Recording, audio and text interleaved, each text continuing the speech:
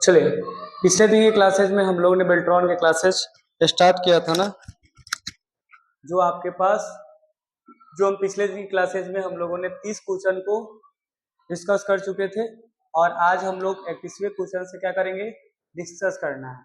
और वो सभी डिस्कस का जो वीडियो भी आपको अपलोड हो चुका है, जो ऐप पे आपके पास है, एंटी कंप्यूटर लिखना है और एंटी कंप्यूटर के द्वारा आपके पास ऐप में वीडियो आ जाएगा। ओके, तो सबसे पहले आपके पास आता है किसी भी प्रस्तुति पे, मतलब कोई भी हम चीज प्रस्तुति करते हैं, मतलब चलाते हैं, तो सभी स्लाइड के लिए एक ही स्थिति में अपने आप प्रदर्शित होने वाली ऑर्गेनाइजेशन संगठन के साथ प्राप्त करने के लिए डॉट डॉट पे डालना चाहिए। तो क्या कर देते हैं हम लोग, स्लाइड मास्टर में हम लोग ये डालते हैं तो हमें ये प्राप्त हो जाता है कि हमें क्या करना है। क्लियर है? अब उसी में आपके पास देखिए, आपके पास आता है कि एमएस वर्ड में राइट मार्जिन को अनदेखा करते हुए जब आप एक लंबे शब्द को लगातार टाइप करते रहते हैं तो क्या होगा। तो मार्जिन को अनदेखा करते हुए आप करते हैं तो जो शब्द आपको फिट नहीं होता वो अपने आप में क्या हो जाते हैं, अगले पंक्ति में शिफ्ट हो जाता है। वो अपने आप अगले पंक्ति में क्या हो जाता है, शिफ्ट हो जाता है। उसके बाद आपके पास आता है कि एमएस पावर पॉइंट में डिफॉल्ट रूप से पेज लेआउट हमेशा, पेज लेआउट मतलब पेज ओरिएंटेशन हमेशा किस में होता है, मतलब पोर्ट्रेट में होता है या लैंडस्केप में होता है। तो आपको पता होना चाहिए कि हमेशा वो लैंडस्केप में ही होता है, पोर्ट्रेट में नहीं होता है, हमेशा लैंडस्केप में होता है। आप जाएंगे डिजाइन में और यहाँ पेज सेटअप में जाएंगे तो पेज सेटअप में देखिएगा, यहाँ पे हमेशा आपके पास यहाँ पे लैंडस्केप ही होता है। क्या होता है? लैंडस्केप ही होता है, पोर्ट्रेट नहीं होता है। उसके बाद आपके पास आता है कि एमएस एक्सेल में वर्कशीट सेल में फॉर्मेट आकार मतलब फॉन्ट आकार ड्रॉप डाउन सूची से ड्रॉप डाउन किस में अधिकतम फॉन्ट साइज की उपलब्ध होता है। तो फॉन्ट साइज आपकी बात बताया जाए तो आपके पास ड्रॉप डाउन सूची में मिनिमम 8 होता है और अधिकतम कितना होता है, 72 होता है। लेकिन ड्रॉप डाउन सूची आपसे ना पूछे और आपसे डायरेक्टली पूछे कि टेक्स्ट की फॉन्ट की साइज कितना होगा, तो आपके पास यहाँ पे इतना लिखते हैं तो देखिए यहाँ पे क्या बता रहा है, ये बताएगा कि 409 तक ही हो सकता है, इससे ज्यादा नहीं हो सकता है आपका, इससे ज्यादा करेगा ही नहीं आपका। ठीक है, देखिए ये आपका मस्ट बीन 1 मतलब 1 हो सकता है, अन्यथा अधिकतम 400 पॉइंट तक हो सकता है, इससे अधिक नहीं हो सकता। लेकिन एमएस वर्ड में होता था क्या, 1 भी हो सकता था मिनिमम, मतलब कि ड्रॉप डाउन में 1 से लेकर 8, मिनिमम 8 हो जाता, अधिकतम 72 होता था। और यहाँ पे ड्रॉप डाउन सूची ना पूछकर डायरेक्टली फॉर्मेटिंग पूछा जाए, जिस तरीके से पूछा जा रहा है, तो वहां पे आपका क्या हो जाता था कि अधिकतम आपका 1638 होता था और मिनिमम 1 हो जाता था। लेकिन एक्सेल में 1638 नहीं होगा, 409 होगा और मिनिमम 1 होगा। ये आपके पास अवेलेबल होता है। क्लियर है? ओके, आपके पास आगे बढ़ते हैं। अब आगे आपके पास आता है कि टेक्स्ट के लिए निम्नलिखित में कौन सी सेल फॉर्मेट विकल्प एक्सेल में उपलब्ध नहीं है। टेक्स्ट के लिए मतलब टेक्स्ट में जब हम टेक्स्ट लिखते हैं, जहां पे टाइप करते हैं, तो टेक्स्ट में हम लोग बोल्ड इटालिक करते हैं, इटालिक करते हैं, बोल्ड करते हैं, लेकिन ये वाला नहीं आपके पास आता है। क्लियर ना? ये ऑप्शन आता ही नहीं है, ठीक है ना, तो इसलिए आपका पास ये हो जाएगा। अब आपके पास होता है कि एमएस वर्ड में चयनित टेक्स्ट को सभी फॉर्मेटिंग मतलब फॉर्मेटिंग करने का बोल्ड इटालिक अंडरलाइन जो भी कर दिए हैं वो सभी एक रूप में साफ हो जाए, डॉट डॉट के रूप में साफ हो जाए, तो क्या करेंगे, कंट्रोल के साथ स्पेस बार प्रेस करते हैं। कंट्रोल के साथ क्या करते हैं, स्पेस बार प्रेस करेंगे तो ये साफ हो जाएगा। उसके बाद आपके पास आता है कि मेमोरी डिवाइस को जोड़ने के लिए, मेमोरी डिवाइस को जोड़ने के लिए आमतौर पे निम्नलिखित में किस BUS का उपयोग किया जाता है। तो आमतौर पे डिवाइस, मेमोरी डिवाइस को बॉस जोड़ने के लिए PCI का उपयोग किया जाता है, ठीक है ना।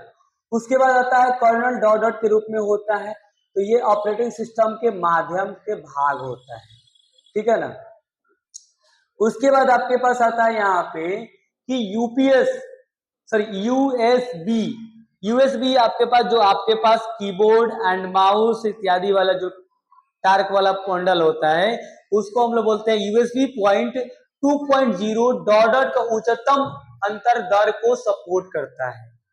मतलब उसकी कितने सपोर्ट वोल्टेज कितना आता है, तो ये आता है यहाँ पे 480 MBITS सेकेंड में आपके पास ये चीज डेटा को ट्रांसफर करने का काम करता है, ठीक है ना। उसके बाद आपके पास आता है कि आपका सेल साइज के अंतर्गत एक रो को फॉर्मेटिंग करते समय रो को हाइड के अलावा MS एक्सेल में निम्नलिखित में कौन सा विकल्प उपलब्ध होता है। रो हाइड के अलावा आपके पास ऑटो फिट रो हाइट भी होता है। अब ये ऑटो फिट रो हाइट कहां मिलेगा, तो एक्सेल के होम मेनू के सेल ग्रुप में फॉर्मेट ऑप्शन में आपके पास मिलेगा।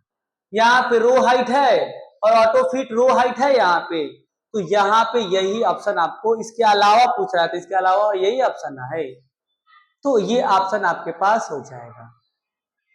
अब आता है यहाँ पे फाइल और चयनित ऑर्डर के संबंधित होता है, तो रिकॉर्डिंग के लिए आपके पास संचालन किया जाता है।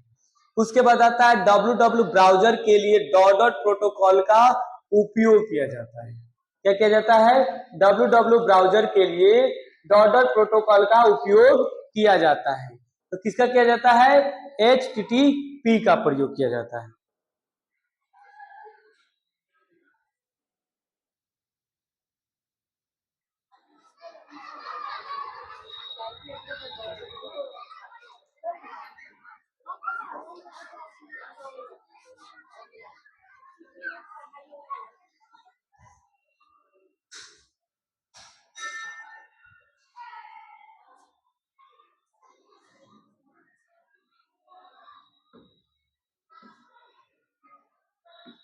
ओके, अब आता है MS एक्सेल 2016 में होम मेनू के अंतर्गत, MS एक्सेल 2016 में होम मेनू के अंतर्गत नंबर समूह में अनुपालन विकल्प कौन सा होता है।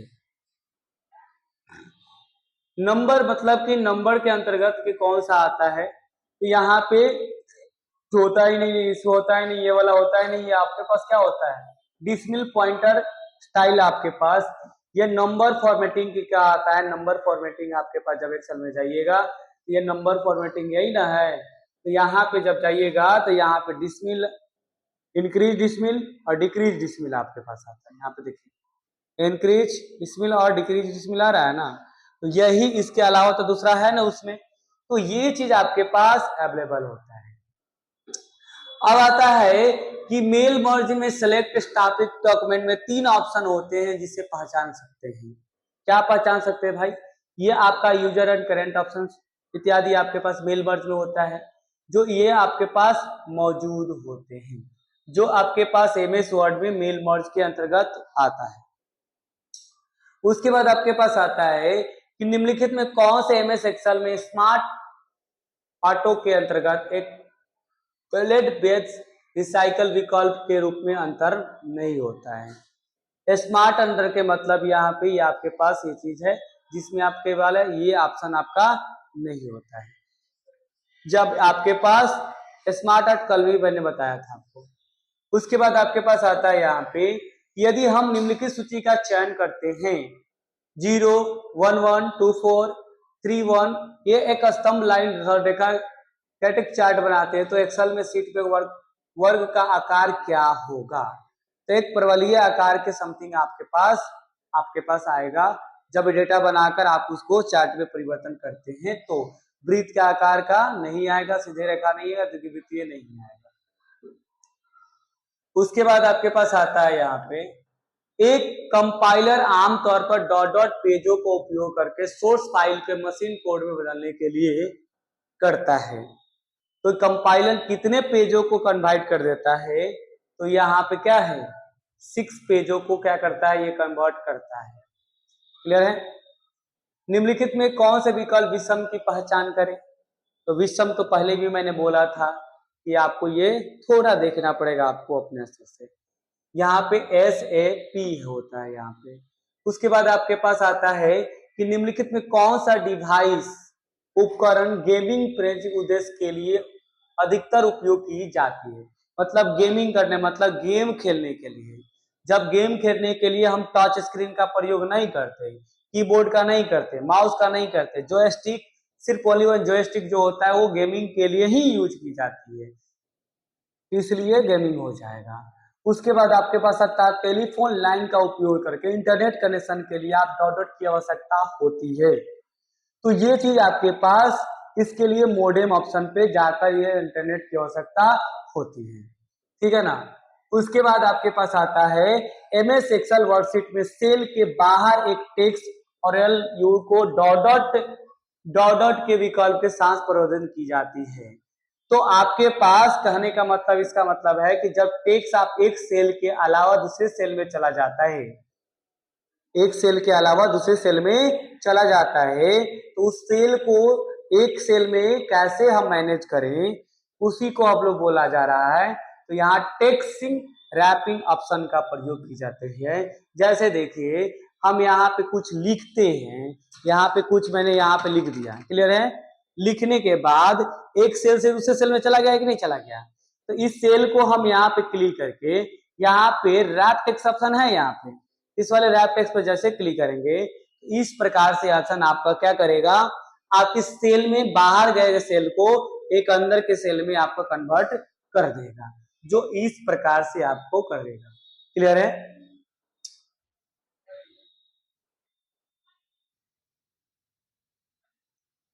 उसके बाद आपके पास आता है कि MS एक्सेल फॉर्मूला में अंतर्गत लॉजिक ऑपरेशन तार्किक उपलब्ध नहीं है। लॉजिक ऑप्शन में मैंने पढ़ाया भी था आपके पास, और note and if error if इत्यादि आपके पास आता है। जैसे देखिए फॉर्मूला ऑप्शन में जाएंगे और लॉजिक वाले ऑप्शन में जाएंगे, तो लॉजिक वाले ऑप्शन में जाइएगा, ये लॉजिक वाले ऑप्शन में सिर्फ इतना ही चीजें आपके पास मिलता है, and false if error not और ट्रू फंक्शन आपके पास मिलता है। लॉजिक फंक्शन में यही चीज मिलता है, इसके अलावा जो चीज नहीं मिलता है। And false if error not और एंड ट्रू ऑप्शन मिलता है। तो इस तरीका से ऑप्शन आपके पास ये आपका क्या हो जाएगा, ये वाला ऑप्शन आपका हो जाएगा। इसलिए हमारा इसमें पूछ रहा है कि इसमें से कौन सा नहीं है, और तो चाहिए, नोट तो चाहिए, एंड तो चाहिए, अभी पढ़ेंगे, लेकिन यही ना है ना, ELSE नहीं है, तो ये आपका नहीं हो पाएगा। उसके बाद आता है एक लोडर डॉडर के लिए जिम्मेवार होती है, एक ये आपके पास निष्पादन के लिए डिस्क मेमोरी को कोडिंग के लिए जिम्मेवार होता है। उसके बाद आपके पास आता है मेल मर्ज डॉक्यूमेंट में क्या क्या होता है। मेल मर्ज डॉक्यूमेंट में क्या क्या होता है, तो डायरेक्टरी, लेटर, इन्वॉल्व, लेबल्स और ईमेल मैसेजिंग, मतलब ईमेल मेल्स आपके पास होता है।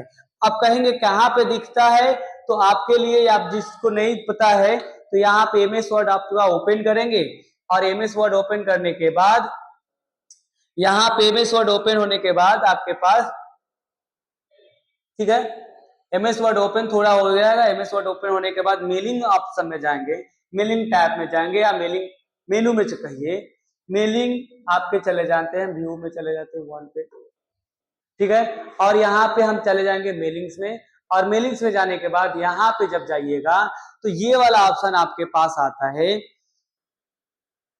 ये वाला ऑप्शन में आपके पास देखिए